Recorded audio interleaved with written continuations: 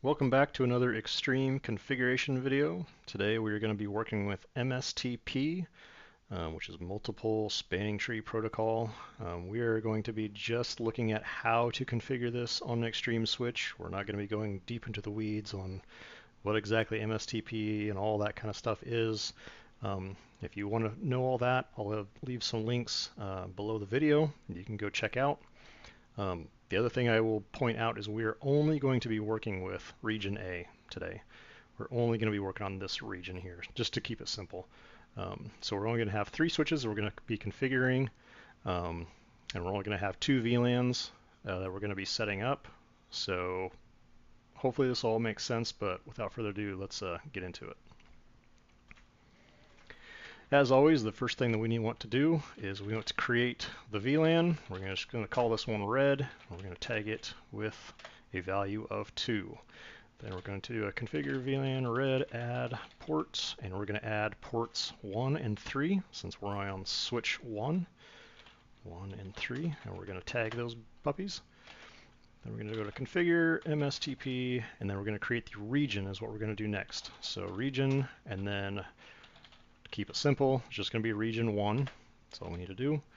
And then what we want to do next, according to Extreme's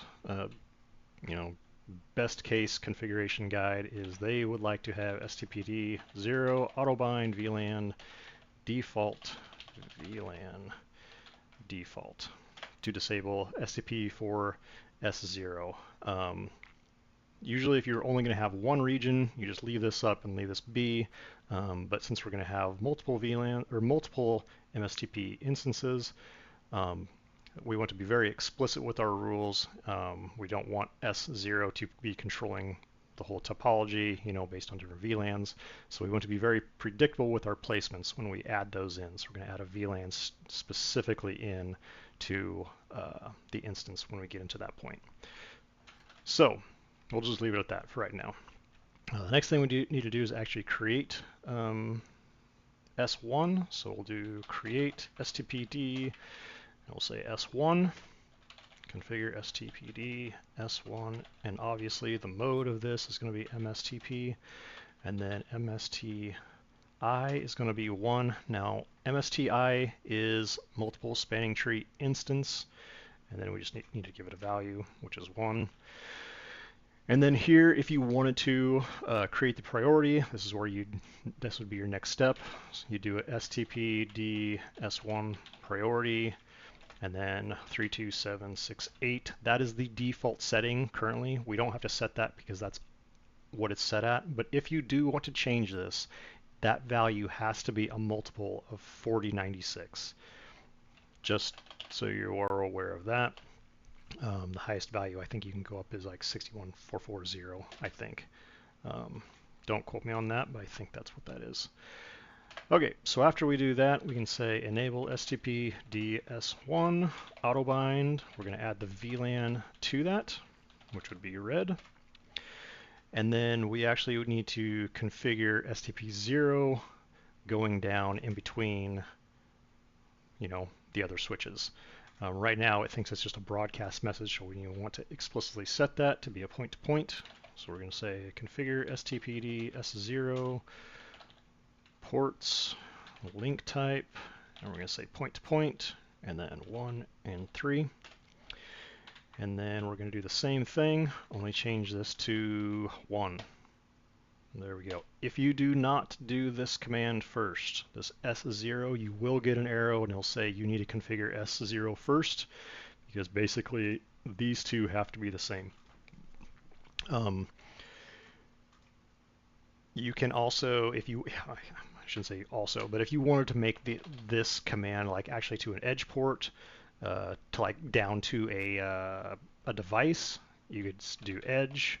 But since we are going to be going to switches, that is the command that you use, this point-to-point. If you were going to another switch, you use point-to-point. Okay, so we have those two set up, and then the last thing we need to do is enable STPD S1 on that switch, and now STP should be fired up and going. So you can see we have S1 0 right here is set up. And then S1 is the new instance that we created, and it's enabled. Right now we only have it on 2 ports right now. So if we do show stpd S1, so you can see the MSTI is 1, which we created. The VLANs that we put in there right now is just red. So this is the participating VLAN currently for this S1 instance. And then you can also see the ports that are assigned to S1 as well. And then here is the root bridge, which this is the ID. We only have this one switch on here right now. And then this is the root bridge right now. So you might see this change here in a little bit once we start changing some of the priorities between these couple switches. So I'm going to run through and set up switch 2 and switch 3 quick. I'm going to speed this up just so you don't have to listen to me do all this. So I'll be right back.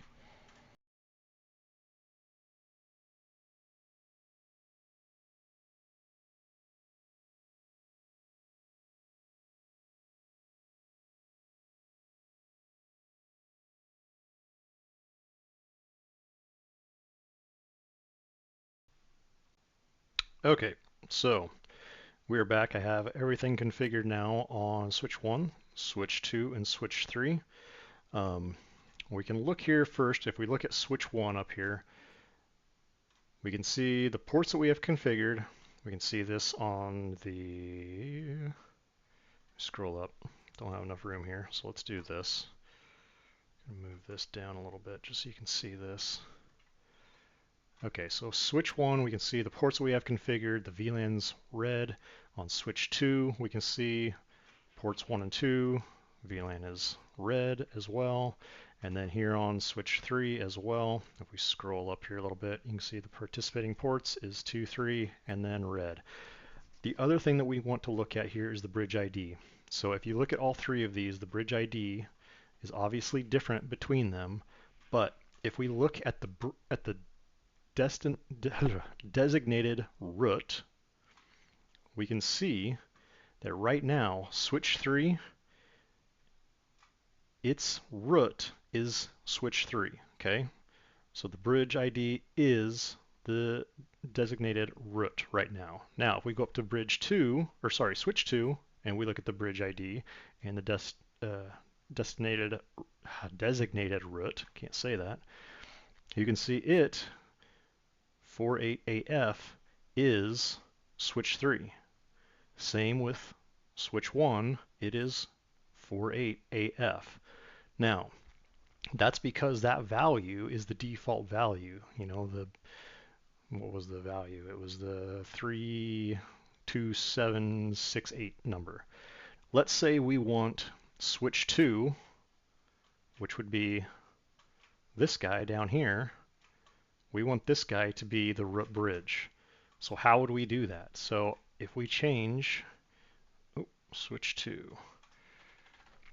If we go ahead and we switch the priority of switch 2, so if we do a configure stpd s1 priority, and we change that to something lower, let's say 24576, and hit enter, now let's see what the root bridge is. Show stp s1.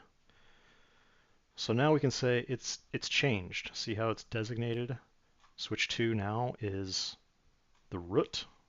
It's the designated root. Now if we go back to 3 and if we run that same exact command, we're going to see that it's changed. Remember, switch 3 used to be the root. Now switch 2 is the root. Okay, so that's how you can change the root.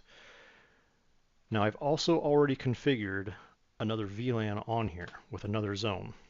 So we can, let me bring up switch 1 again.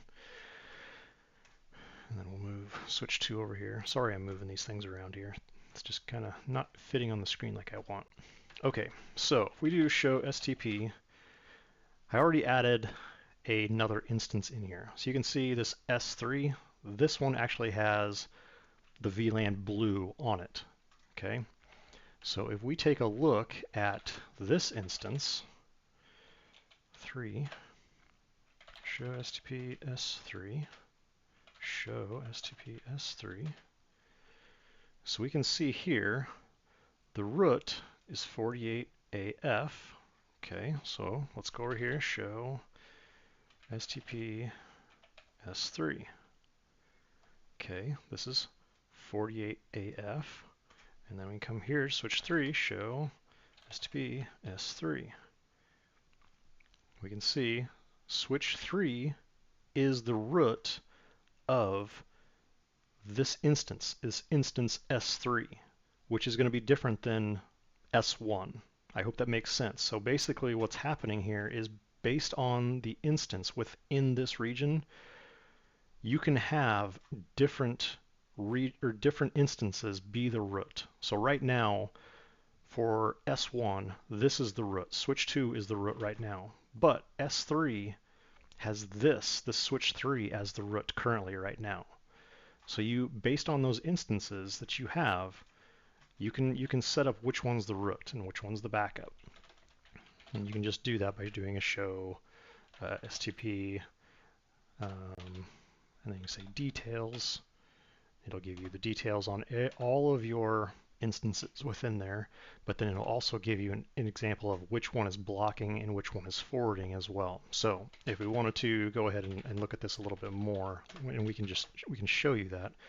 Show STP S, I'll just say S1. So if we do, oh, sorry, S1 details, yeah, details. So if we look at 1, so here is the VLAN information, the ports and everything for this red. Here are the ports that's associated with it, switch 1. So you can see the switch 1 on port 1, it's forwarding this port, and then so you don't have a loop, port 3 is being blocked. So this port right here is being blocked on switch 1. Now if we go to switch 2, we can see the exact same things. Show STP S1. Oh, I didn't do details. Details. So we can see both of these ports are being forwarded right now, which is fine because we only need one port being blocked, so we don't have a loop. And then if we go to switch 3 and we do the same thing, STP and then S1, details, both of these should be forwarding as well. Yes, they are. So both of those are forwarding as well.